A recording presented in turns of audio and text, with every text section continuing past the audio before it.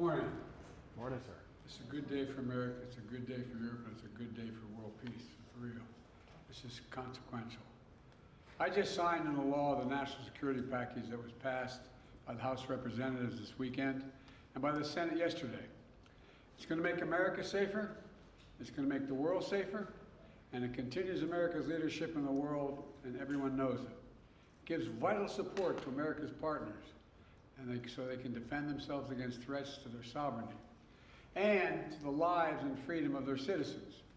And it's an investment in our own security. Because when our allies are stronger, and I want to make this point again and again, when our allies are stronger, we are stronger. I'm grateful to all those in Congress, Democrats, Republicans, Independents, who voted for this bill. It's a path to my desk. It was a difficult path. It should have been easier, and it should have gotten there sooner. But in the end, we did what America always does. We rose to the moment. We came together, and we got it done.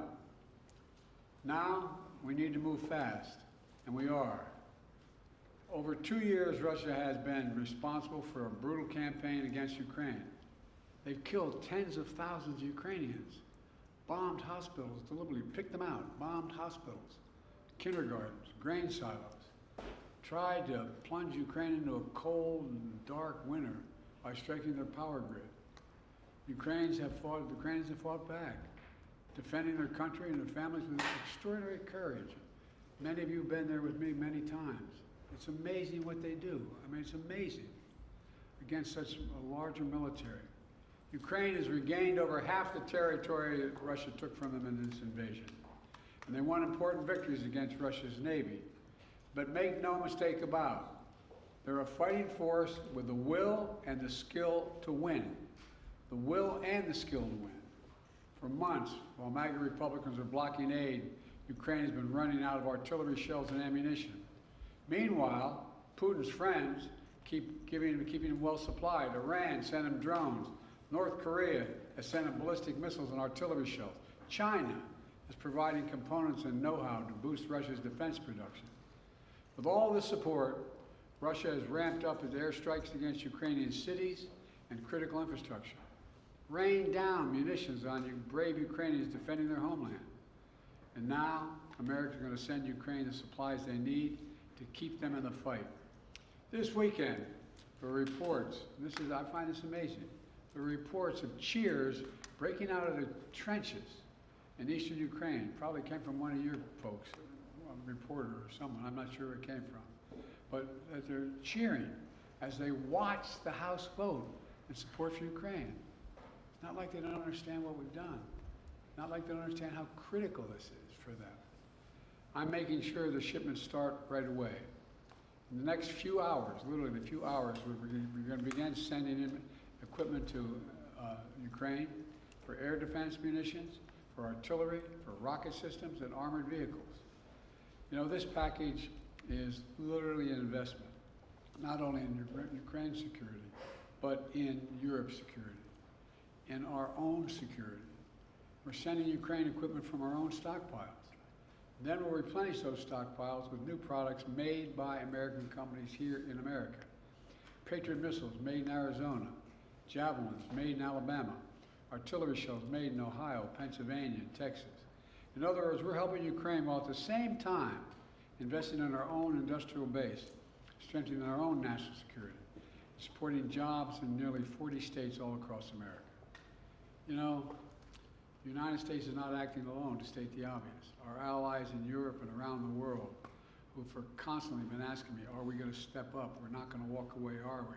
How many, and some of you have been to these international meetings with me, they're very concerned. Had we failed to step up, Lord only knows what would happen to the cohesion in NATO. They're also sending significant help to Ukraine. We're all standing together against this brutal dictator. As I've argued for months, this is directly in the United States' national security interest.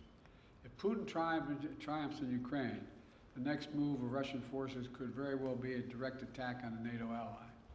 And you all know full well that invoking Article 5 of the North Atlantic Treaty would be the first thing that comes to mind, which declares an attack on one as an attack on all.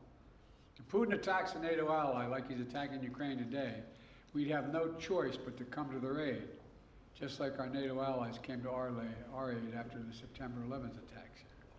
That's why we're supporting and surging support now to Ukraine, to stop Putin from drawing the United States into a war in Europe and in the future.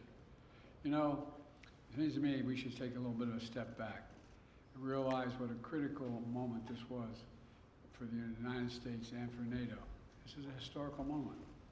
In the last 2 years, we've helped unify, strengthen, and expand NATO. Imagine if instead we had failed to step up now and support Ukraine. All those gains would have begun to unravel. The cohesion of NATO would have been weakened, and our national security would have been undermined without any question. You know, Putin started this war believing he could easily break the will of the people of Ukraine. When that failed, he changed his strategy a little bit, thinking we could break the will of NATO, break the will of the United States, break our will.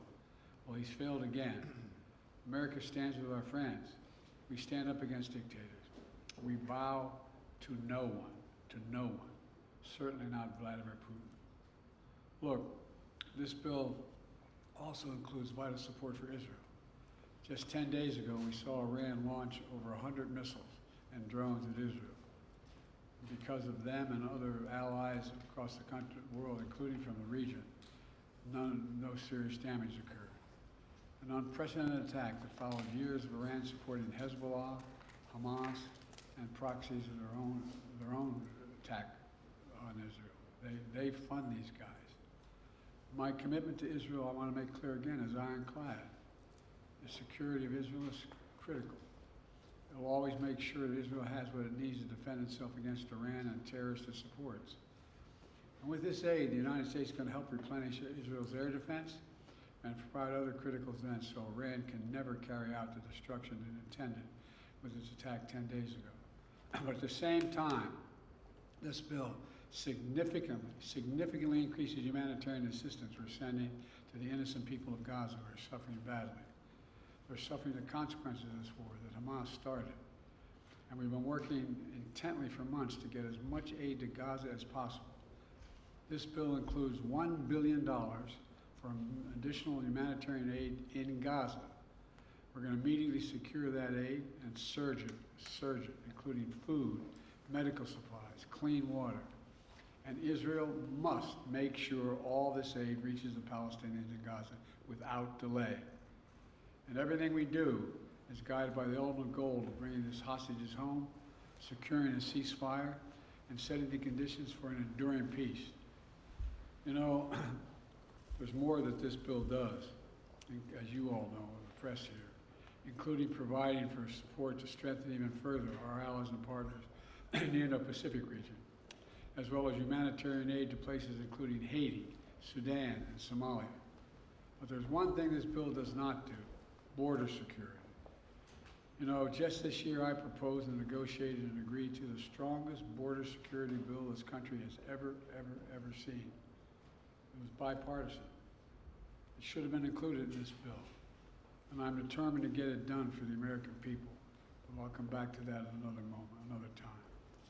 This is a reminder of what America can do when we come together, despite our differences. I want to thank everyone in Congress who made it possible, especially the bipartisan leadership. Speaker of the House, Mike Johnson, Leader Jeffries, Leaders Schumer and McConnell. They don't always agree, but when it matters most, they stepped up and did the right thing. And I mean this sincerely. History will remember this time. History will remember this moment.